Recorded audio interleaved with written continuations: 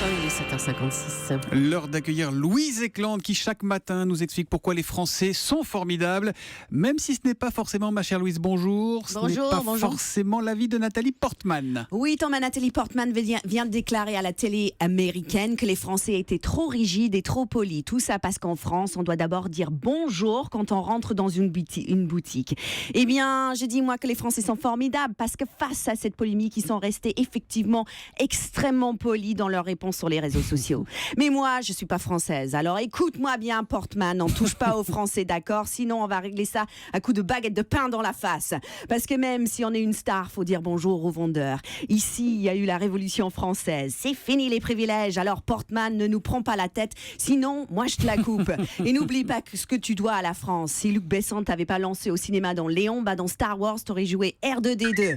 Le robot qui fait bip bip. Oh, vous êtes dur avec Nathalie Portman, puis ça reste une grande actrice. Écoute-moi, Portman, surtout c'est un Français, il est poli. Quand il se cogne à une porte, il lui demande pardon.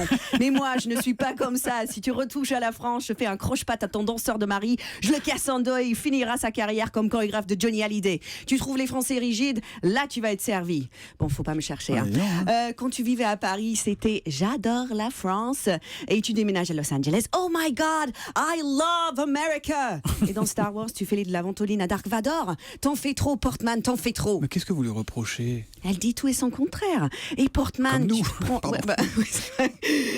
et Portman, tu te prends pour une danseuse étoile, mais c'est ta bouche qui fait le grand écart facial. Oh, j'espère que mon fils m'écoute pas ce matin. Ah, calmez-vous, ma chère. En plus, Nathalie Portman, elle était très drôle dans cette interview. C'est vrai, oui. c'est vrai, ça m'a encore plus énervé. Elle était sur le plateau de Jimmy Kimmel, vous savez, cet animateur américain qui cartonne. Et leur blague, parce que tout est écrit là-bas, c'était pour parler en français, il faut d'abord dire bonjour et ensuite attendre 2 secondes avant de poser ta question. Bonjour. Avez-vous cette robe en 36? Parler en français, c'est un peu comme parler à Siri sur iPhone. Ok, j'avoue, c'était drôle la blague, Nathalie. T'inquiète pas, les Français sont formidables et surtout pas rancuniers. On ira tous voir ton prochain film Planétarium dans lequel tu joues un médium. Mais un conseil, même quand tu parles aux morts, n'oubliez pas de leur dire bonjour. Merci Louise Éclante d'avoir défendu les Français. Et je suis sûr qu'il y a quand même beaucoup de second degré quand même dans l'interview de Nathalie Portman. Et je dois vous avouer que oui, il m'est arrivé de m'excuser quand je me cogne une porte, mais voilà, c'est mécanique, ça arrive, c'est la vie. À demain matin, ma chère Louise.